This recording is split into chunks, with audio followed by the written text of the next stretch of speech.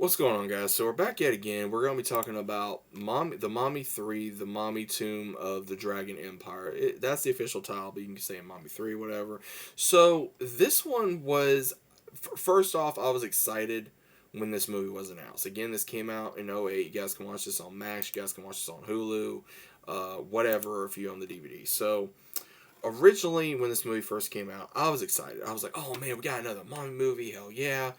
Um, and the premises of this film was interesting.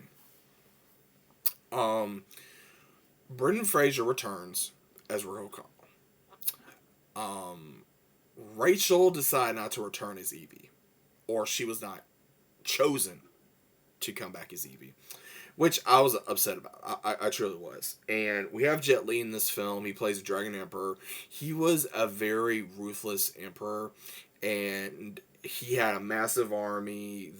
When he finally died at the hands of his one that he loved, after she was in love with his general and he killed the general and he was going to take her out, but she put a spell on herself, and he finds out later on after he's resurrected she's still alive. She's trying to keep his tomb from being stopped. So almost pretty much what Arth Bay was doing if he was an immortal. And they even find out that she has a daughter by the one that was the general, and she has immortality as well. But we also find a very young Alex O'Connell. So Alex is pretty much just like his dad and his mother, but he's taking odd jobs. He does not get along with his parents. His parents is pretty much almost retired at this point. And when he gets involved in this, with the Dragon Emperor, when he gets resurrected, the Dragon Emperor, of course, has his normal followers trying to regain his army, and it's up to Alex and Rick and Avi to stop him, along with Lynn and then her mother, Xeon, who has been trying to stop him for however many years.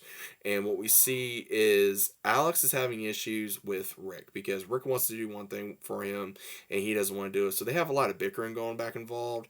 And then finally, after something happens to Rick, that's when it really gets shown how much Alex does love and respect his father, and that he is his father's son. And same thing with Evie, that she wants adventure. Evie wants adventure. She wants to be able to continue the life of an adventurer as an archaeologist and be able to find new tombs and new experiences and new adventure and that thrill. And that's pretty much what the main issue was with this film. Was pretty much, I felt like that they were really wanting to uh retire them in this film, because yeah, oh yeah, they're getting older, but it's like, dude, you could have still had an amazing film with them not only getting older, but they still could have kicked ass. Now, again, there were some cool scenes in here. I will admit that.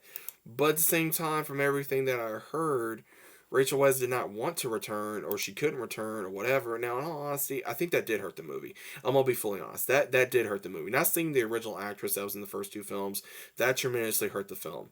Was not a fan of Alex. I think he was. I preferred him when he was younger. He was very much of a spoiled brat. He was a pain. He thought he was better than his father. He thought he was better than his mother.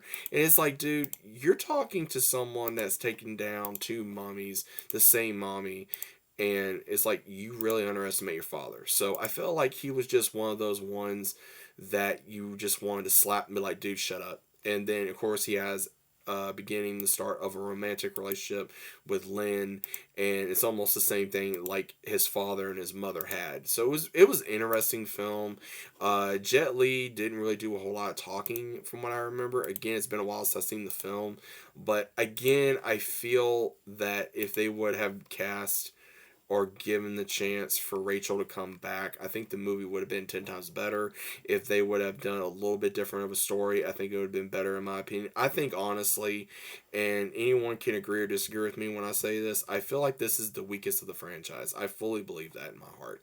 I feel like this is the weakest of the franchise. I feel like that this movie, 1 out of 10, I give it a 5 or 4.5. I did not enjoy it as much as I was hoping when I was a kid. I watched it maybe twice. I watched the other ones more than I ever watched this one, and I just get disappointed every time I watch it. It's just like I really don't like the other characters too much. I mean, again, it's cool, but at the same time, I just feel that it could have been a better film if they would have done some different story approaches, better actors, and not pretty much sideline Brendan Fraser in his own damn movie, in my opinion. So those are my thoughts, guys.